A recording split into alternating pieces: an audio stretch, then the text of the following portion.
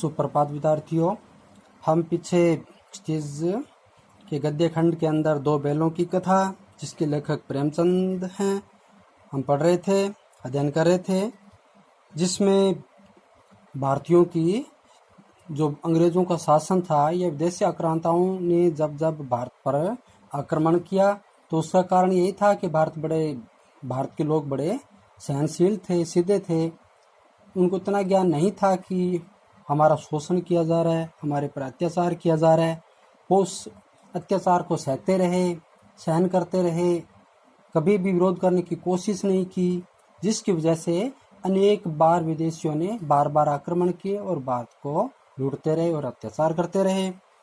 तो यहाँ मुंशी प्रेमचंद हमें जो गधे और बैल के माध्यम से, कुत्ते के माध्यम से उदाहरण देते हुए और गाय के माध्यम से भी उदाहरण देते हुए हमें बार बार यहाँ समझाने की कोशिश कर रहे हैं कि किस प्रकार से भारतीय अपनी सहनशीलता और सीधेपन के कारण बार बार विदेशी आक्रांताओं के द्वारा, जो आक्रांता थे, उनके द्वारा शोषित होते रहे, शोषण के शिकार होते रहे। तो यहाँ पर जानवरों में गधा सबसे मूर्ख समझा जाता है और सीधापन और उसकी सहनशीलता तो यहाँ भारतीयों की मान उससे तुलनात्मक रूप में दिया है। तुलना की करते हुए कहा है कि वह सुख दुख हानि लाभ सभी में एक जैसा रहता है। इसी सीधेपन और सहनशीलता के कारण भारतीयों का बार बार अफ्रीका, अमेरिका में भी अपमान सहना पड़ा था। और गधे से थोड़ा ही कम एक सीधा साधा जानवर प्राणी जो बैल है उसको माना जाता है, लेकिन वह भी कभी कभी अड़ भी जाता है। मतलब ये थोड़ा सा मान लो कम मूर्ख माना जाता है गधे के बजाय, गधा के तुलना में। और इसलिए इसका सीधापन गधे से कुछ थोड़ा कम है, इस वजह से उसको थोड़ा कम माना जाता है। तो यहाँ इस प्रकार से मुंशी प्रेमचंद जी ने हमें भारतीयों की सहनशीलता और अत्यधिक सीधापन भी एक मूर्खता की ही निशानी होती है। हमें अत्याचार का विरोध करना चाहिए, अपने पे हो रहे शोषण का हमें विरोध करना ही चाहिए। यानी एक तरह से यहाँ पर ज़्यादा सीधापन को अवगुण माना है, यहाँ पर यानी गुण का रूप नहीं कह सकते। तो इस प्रकार से बच्चों हम पेज नंबर 6 तक पढ़ रहे थे ऊपर वाले पहरे में। अब हम इसके नीचे बुक अपने पास खोल के बैठेंगे आप, और जहाँ से हम शुरू कर रहे हैं वहाँ से अच्छी तरह से सुनते हुए वीडियो के माध्यम से अच्छी तरह मेहनत करेंगे, दोहरान करेंगे और उसको अच्छी तरह से देखकर पढ़ेंगे, अध्ययन करेंगे। अगर आपको कहीं कुछ समझ में ना आए तो पूछेंगे। अब एक कहानी के माध्यम से, कथा के माध्यम से यहाँ पर प्रेमचंद समझा रहे हैं कि किस प्रकार से जो जूरी था उसके पास दो बैल होते हैं, हीरा और मोती, दोनों ही पछाई जाति कहते हैं पश्चिम, है ना, पश्चिम। एक पछाई जाति, एक इनकी जाति मानी जाती है, बैलों की किस्म मानी जाती है। जो बैल बहुत अच्छे किस्म के होते हैं, जो हल खींचने में या खेत का कार्य या किसी में बड़े अच्छे होते हैं, बलिष्ठ होते हैं शरीर में। तो बच्चों यहाँ पर उनकी सुंदरता और होशियारी की भी बात की जा रही है। तो यहाँ पर उनके माध्यम से भारतीयों की दशा को दर्शाने की कोशिश कर रहे हैं। तो बच्चों हम शुरू कर रहे हैं। जूरी काछी के दोनों बैलों के नाम थे हीरा और मोती। दोनों पछाई जाति के थे, देखने में सुंदर, काम में चौक्स, मतलब उनमें काम में बड़े निपुण थे, कुशल थे। वो अपने काम में हल खींचना यानी हर कार्य में, खेत के हर कार्य में वो जूरी की मदद करते थे। और डील में ऊंचे, डील कहते हैं शरीर को, यानी कद काठी के भी वो बहुत ऊंचे थे, यानी बलिष्ठ बैल थे। वो बहुत दिनों तक साथ रहते दोनों में भाईचारा हो गया था। मतलब दोनों एक साथ जोड़ीदार बन के रह रहे थे, मित्र बन के रह रहे थे दोनों। भाईचारा था दोनों में। भाईचारा का मतलब मित्रता होता है या अपने भाई के समान होना। जिस तरह घर में हम भाई के समान रहते हैं, उस तरह से वो भी एक साथ मिलजुल के रहते। दोनों आमने सामने या आसपास जैसे भी होते, वो एक दूसरे से मूक भाषा कहते हैं, चुपचाप इशारों में समझना, विचार विनिमय करते थे। मतलब विचारों का आदान प्रदान करते थे। विनिमय मतलब आदान प्रदान करना। एक दूसरे के मन की बात कैसे समझ जाता था हम नहीं कह सकते। मतलब वो एक जानवर होते हुए वो अपने एक दूसरे की मन की बात कैसे समझाते थे हम नहीं कह सकते। मतलब लेखक कह रहा है भाई हमें भी समझ में नहीं आ रहा कि वो एक जानवर होते हुए भी इतना समझ आते थे, लेकिन भारतीय तो एक मनुष्य मानव होते हुए भी इस बात को नहीं समझ सके। 200 साल तक अंग्रेजों को शासन करने दिया, फिर जाकर कहीं उनका विरोध हुआ और उनको देश से बाहर निकाला। अब से ही उनमें ऐसी कोई गुप्त शक्ति थी जैसे जीवों में श्रेष्ठता का दावा करने वाला मनुष्य वंचित है। तो यहाँ पर देखो बच्चों, एक तरह से व्यंग्य किया जा रहा है लेखक के द्वारा कि वो जानवर होते हुए भी उनमें देखो कैसी गुप्त शक्ति थी कि वो बिना बोले ही एक दूसरे की भाषा समझ जाते थे, एक दूसरे के मन की बात समझ जाते थे। और यहाँ मनुष्य मानव यानी भारतीय मनुष्य जो थे या भारतीय व्यक्ति थे, वो एक मनुष्य होते हुए भी इस प्रकार के श्रेष्ठता का दावा करने वाले मनुष्य वंचित थे। यानी वो एक दूसरे को बोलकर भी नहीं समझ पाते थे, कहने बात से भी नहीं समझते थे, लेकिन वो जानवर तो इशारों में ही समझ जाते थे। दोनों एक दूसरे को चाट कर सूंघ कर अपना प्रेम प्रकट करते, कभी कभी दोनों सींग भी मिला लिया करते थे। विग्रह के नाते से नहीं, सींग मिला लिया मतलब दोनों अपना जोर आजमाइश कर लिया करते थे दोनों, यानी भीड़ पड़ते थे, लेकिन केवल लड़ाई के लिए नहीं बल्कि एक तरह से मनोरंजन के लिए, अपनी ताकत आजमाने के लिए। विग्रह कहते हैं अलग होना या लड़ाई का, तो यहाँ पर लड़ाई का नाते से नहीं बल्कि अलग होने के नाते से नहीं बल्कि केवल मनोद के भाव से, विनोद कहते हैं हंसी मजाक मनोरंजन के भाव से। आत्मीयता के भाव से, आत्मीयता कहते हैं अपनापन, अपनेपन मतलब उनका एक खेल था ये, अपनापन कहते हैं यहाँ पर। जैसे दोस्तों में घनिष्ठता होते ही दौड़ दपा होने लगता है। दौड़ दपा समझते हो बच्चों, यानी हंसी मजाक करना या कुश्ती करते हुए कहना करना, तो इस तरह से कह सकते हैं दौड़ दप्पा मतलब स्नेह से एक दूसरे को चप्पत लगाते हैं जिस तरह से, यानी कि एक खेल का हिस्सा होता है तो उसे कहते हैं। इसके बिना दोस्ती कुछ फुसफुसी कुछ हल्की सी रहती है, मतलब उसके बिना दोस्ती के अंदर भी एक चाह है या कह सकते हैं वो चीज़ें नहीं रह पाती, इसलिए यहाँ पर फुसफुसी का है, यानी बिल्कुल बुझी बुझी सी रहती है, जिस पर ज़्यादा विश्वास नहीं किया जा सकता। जिस वक्त ये दोनों बैल हल या गाड़ी में जोत दी जाते, गर्दन हिला हिलाकर चलते, उस वक्त हर एक की चेष्टा यही होती थी कि ज़्यादा से ज़्यादा बोझ मेरी ही गर्दन पर है। मतलब एक दूसरे का इतना स्नेह वश से वो ऐसा सोचते थे कि बोझ मेरे पे ज़्यादा रहे, मेरे मित्र पे नहीं, मेरे भाई पे ना रहे। इस तरह दोनों का बड़ा प्रेम था, आपस में घनिष्ठ प्रेम था। दिन भर के बाद दोपहर या संध्या दोनों खुलते तो एक दूसरे को चाट टूट कर अपनी थकान मिटा लिया करते। तो बच्चों आपने देखा ही होगा पशुओं को किस तरह से एक दूसरे से स्नेह करते हैं, जीभ से चाटते हुए। नांद में खली भूसा पड़ जाने के बाद दोनों साथ उठते और साथ नांद में मुँह डालते और साथ ही बैठते थे, यानी उनका आपस में बड़ा प्रेम था। वो हर क्रिया एक साथ ही करते थे, हल भी जोतना, चलना, एक साथ स्नेह से करना, खेलना कूदना जो भी था उनका हिस्सा था खेल के। और यह नांद कहते हैं बच्चों जहाँ पर भूसा डाला जाता है, उनको खाने के लिए कुछ चारा डाला जाता है और वो एक साथ ही खाते फिर एक साथ ही बैठ जाते।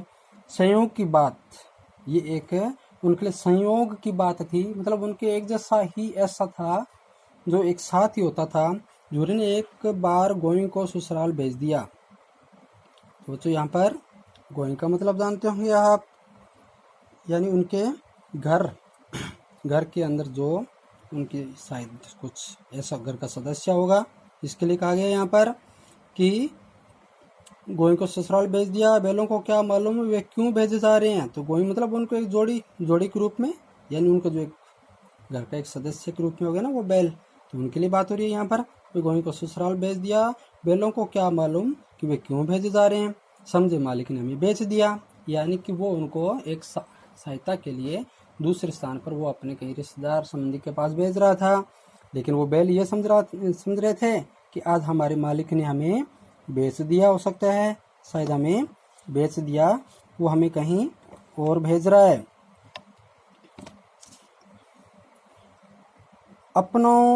अपना यूं बेचा जाना उन्हें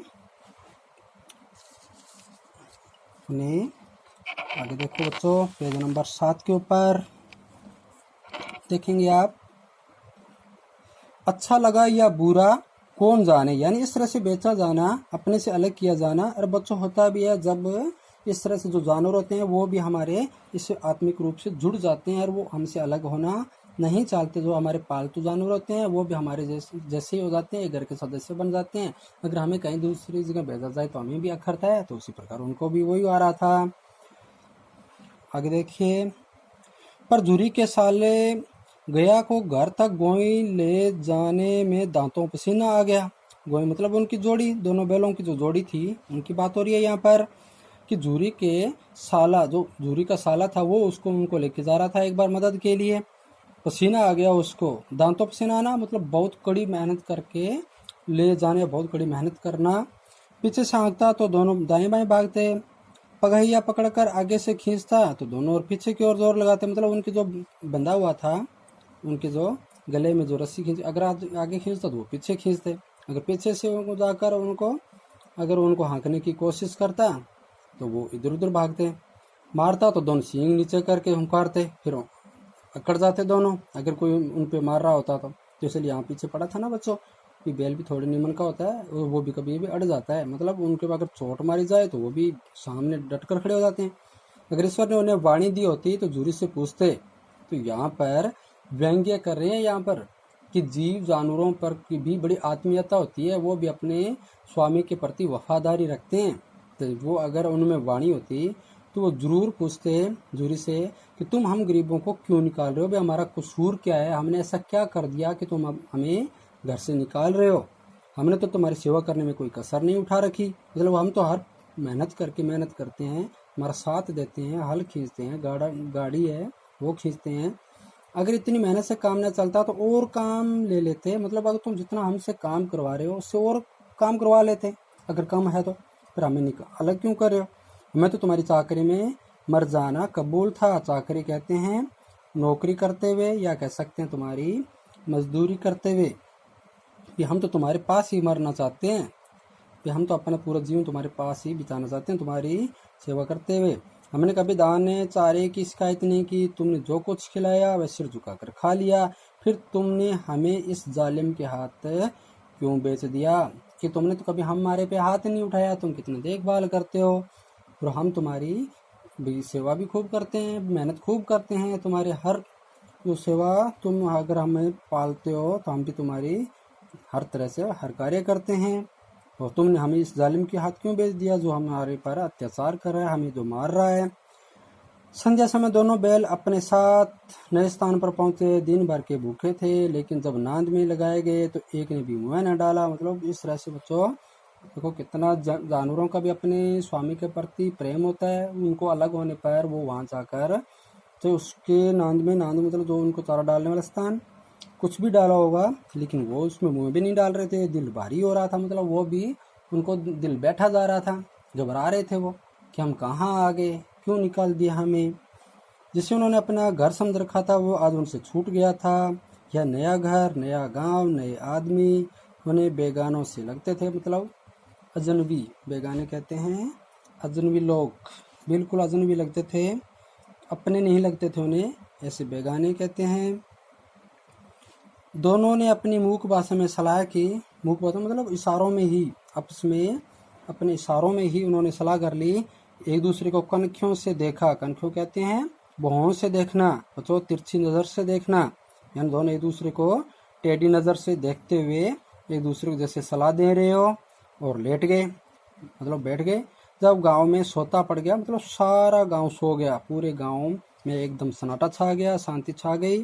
तो दोनों ने जोर मारकर पगहे तोड़ा डाले। पगहे कहते हैं जो उनकी रस्सी बांधी हुई होती है, जिनको जो खूंटे से या कह सकते हैं, या ऐसा कोई स्थान जहाँ पर उनको बांधा जाता है, वो सारे तोड़ डाले उन्होंने जोर लगाकर, और घर की तरफ चल पड़े।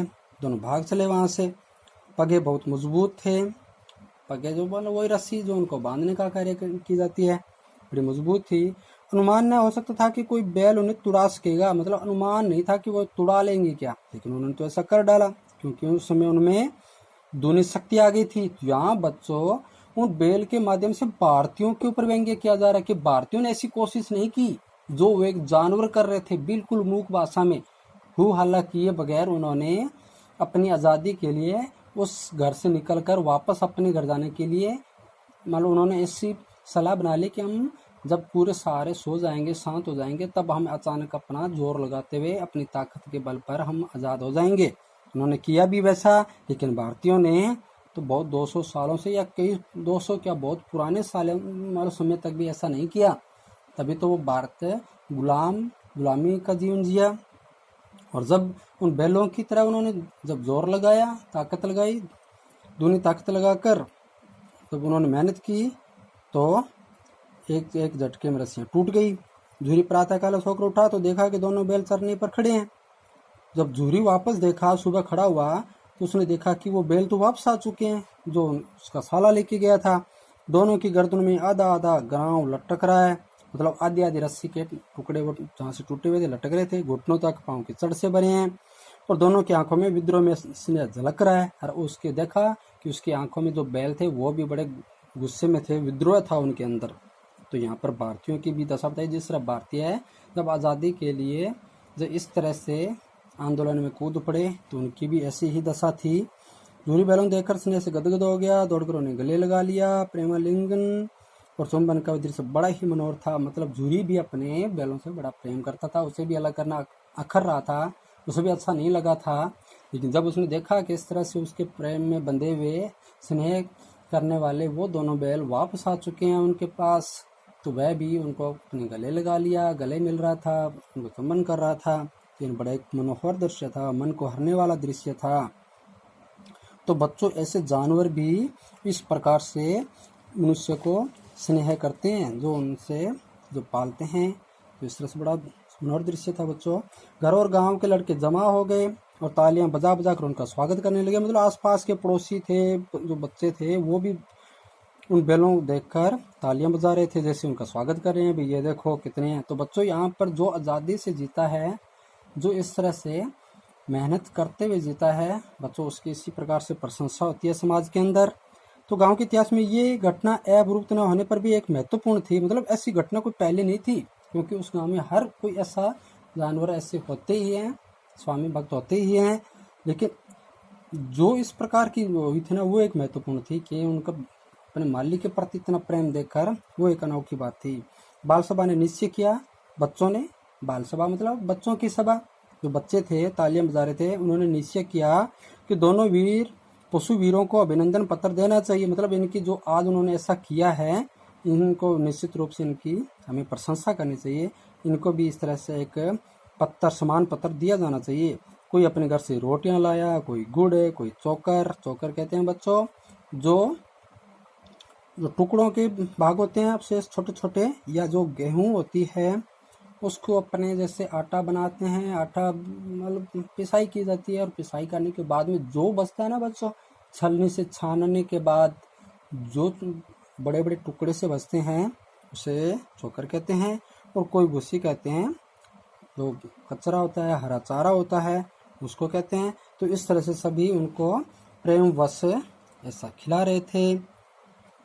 तो बच्चों, आपको पूरे यहाँ तक समझ में आ रहा होगा ना। तो बच्चों, आप गौर से पढ़ते रहिए, एक बहुत अच्छी कहानी है। इसके माध्यम से कहा गया तो भारतीय जो वीर थे, क्रांतिकारी थे, जो हमारे देश की आज़ादी के लिए लड़े थे, तो उनका भी इस तरह से सम्मान हुआ था, लोगों ने उनको सराहाया था, उनको आज याद भी किया जाता है। तो बच्चों, आगे हम पेज नंबर 8 पे देखते हैं। बच्चों, क्रमानुसार पेज नंबर 8 पे देखते हैं। एक बालक ने कहा, ऐसे बैल किसी के पास नहीं होंगे। यानी उनकी इस तरह प्रशंसा कर रहे थे कि पूरे गांव में ऐसे बैल नहीं है जो इस तरह से इतना स्नेह करते हैं ये जूरी से।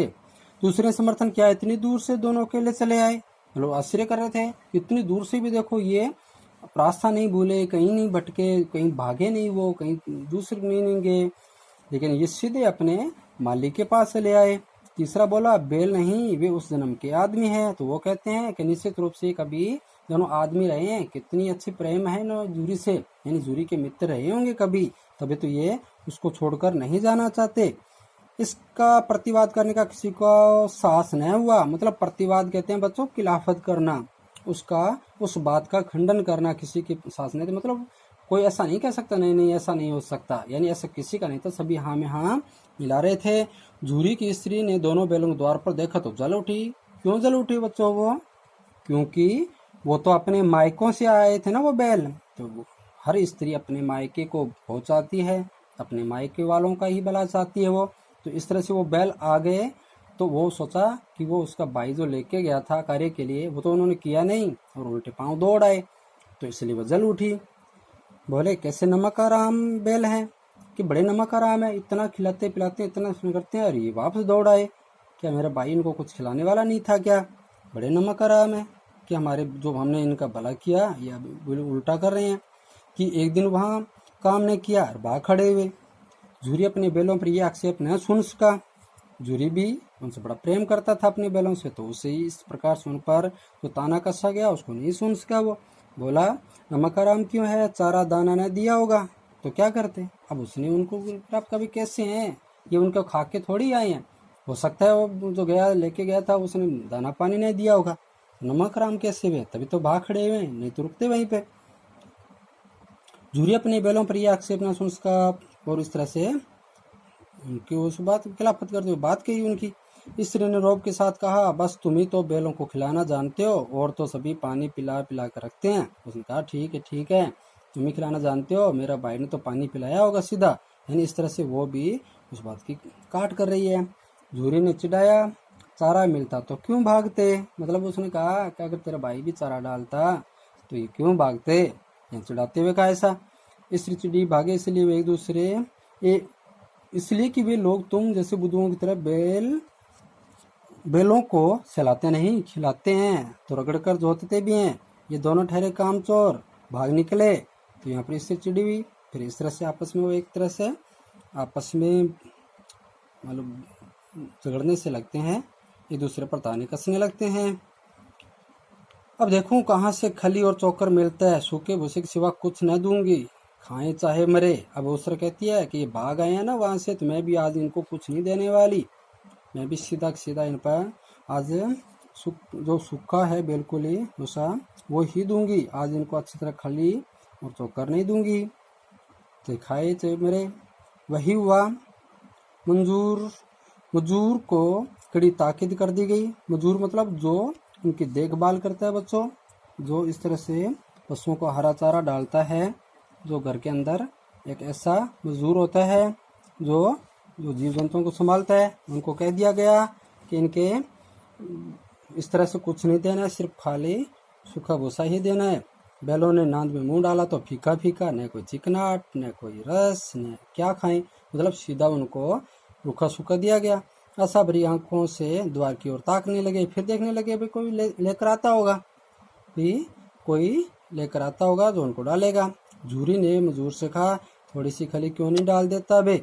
अब जो झूरी था अपने बैलों से बड़ा स्नेह था, उसने देखा कि इस टाइम रूखा सूखा डाल रहा है, तो उसे भी बड़ा अखर रहा था। उसने कहा भाई इसको थोड़ा सा खली डाल दे, मालकिन मुझे मार ही डालेगी। अब वो मालकिन से भी बड़ा डरता था जो मजूर था, क्यों बच्चों होता ही है घर के अंदर, क्योंकि गृह स्वामिनी जो होती है पूरा आदेश उसी का ही तो चलता है। चुरा कर डाला, उसने कहा भी थोड़ा सा डाल दे, उसको कौन सा पता चल रहा है, वो घर का कार्य कर रही होगी और तुम धीरे से लेकर उनको डाल दे, उसको देखने थोड़ी आएगी।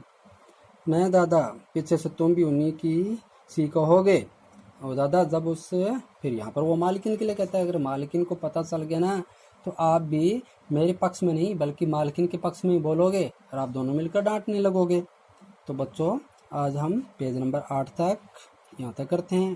बहुत ही अच्छी कहानी के माध्यम से समझाया जा रहा है कि किस प्रकार से भारतीय भी इस तरह से जो भारत के जो लोग थे जो अंग्रेजों से मिले हुए थे या आक्रांताओं से मिलकर भारत की ही खिलाफत कर रहे थे, तो यहाँ पर इस तरह से जो ये झूरी है, झूरी की पत्नी को भी यहाँ पर इस तरह से दर्शाया गया है। तो बच्चों इस भारत के लोग अत्यधिक सहनशील या सीधेपन होने के कारण ही बाहरी आक्रांताओं के द्वारा, विदेशी के आक्रमण के द्वारा शोषित हो रहे, अंग्रेजों से शोषण करवाते रहे। तो यही वजह थी कि उन्होंने कभी भी मिलजुल कर कार्य करने की नहीं सोची, मेहनत करने की नहीं सोची, विरोध नहीं किया। इसी वजह से वो भारत के लोग शोषण के शिकार रहे थे। तो यहाँ पर इस माध्यम से हम समझा रहे हैं। आगे का अध्ययन हम नेक्स्ट क्रमानुसार कंटिन्यू करेंगे। जय हिंद।